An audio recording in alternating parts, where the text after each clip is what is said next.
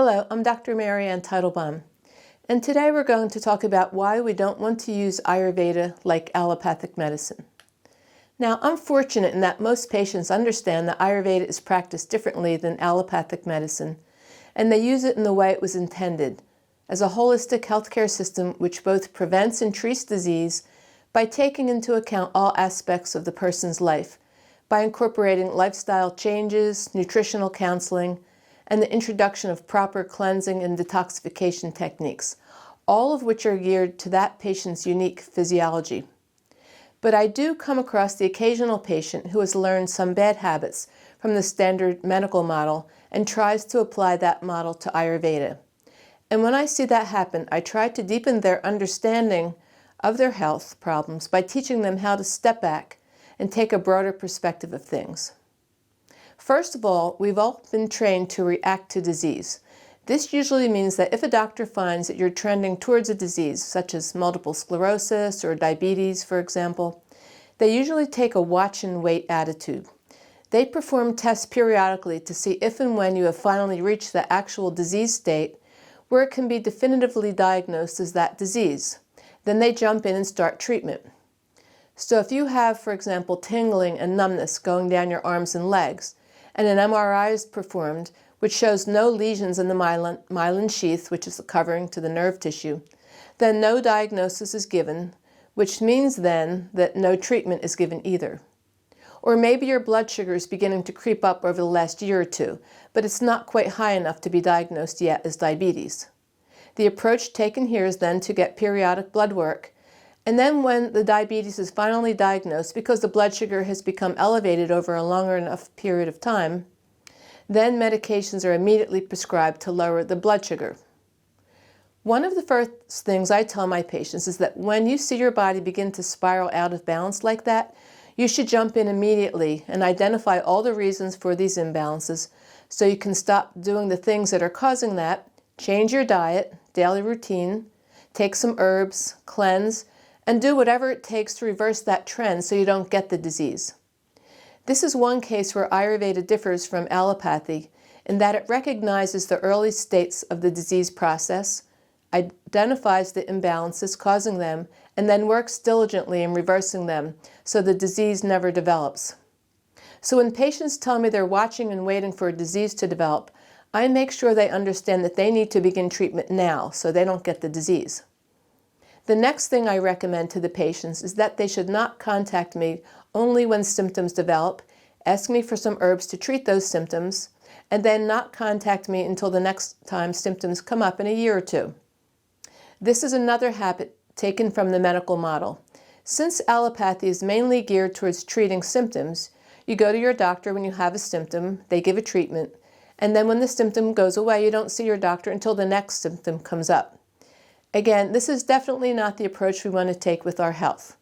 We're not interested in just taking away symptoms, but want to identify all the underlying causes for the symptoms, which are different in each patient, teach the patient again to stop doing those things that are causing them, and then show the patients all the things they need to do to reverse their symptoms, which again usually involves lifestyle changes, the use of various herbs and cleansing techniques. As they slowly get better, sometimes changes need to be made in their herbal program, or maybe in the diet, and in most cases they need to be monitored periodically as they are going through their healing process. It's not good either for the patient or for the doctor if you are seen only occasionally when symptoms come up.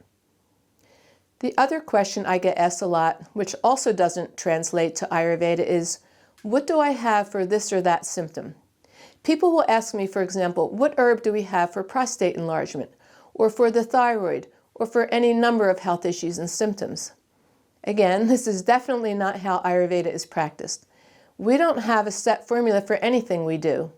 While yes, we do have herbs to shrink the prostate or herbs to strengthen the thyroid, we won't get very far if that's all we do for treatment. In fact, I always work at opposite in my patients. The actual herb which takes the symptom away is usually the last thing we do.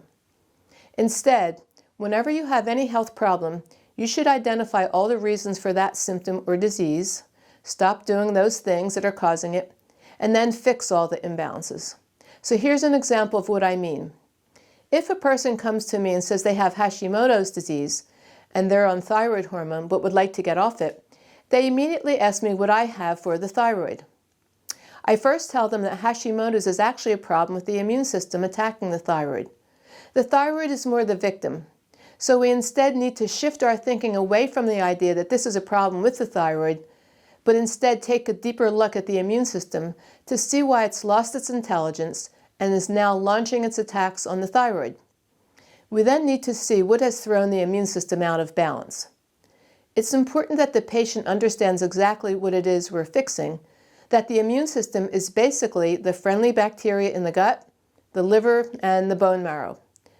Once we identify what has affected these three areas, we tell the patient again to stop doing those things, and then work on regrowing the friendly bacteria in the gut, cooling down and cleaning the liver, and cleaning the bone marrow, all of which were affected over the course of their lifetime, resulting in misguided attacks on the thyroid gland, weakening its capability of making thyroid hormones.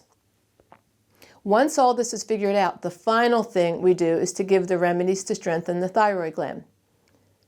But you can see that if we just gave the thyroid remedies at the onset without any regard for the underlying cause of the Hashimoto's, then we wouldn't get very far.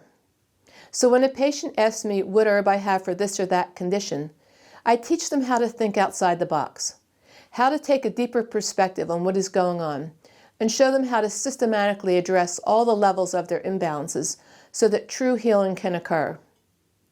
And finally, I teach them not to be fooled by the name of their disease. Many times a patient will tell me, for example, that they have a specific disease and get confused and think that all their symptoms come from this disease. To take Hashimoto's again as another example, many people tell me that their Hashimoto's is causing their bowel movements to be irregular, maybe causing constipation, gas, bloating, or diarrhea. I make sure they understand that Hashimoto's is only the name of a disease, that the underlying problems with digestion are causing the Hashimoto's and not the other way around. This is true for a lot of diseases. We must remember that the name of the disease is only just that. It's a name given to a lot of imbalances located all around the body that are culminating in that disease. The important thing is the actual imbalances themselves and not so much the name of the disease.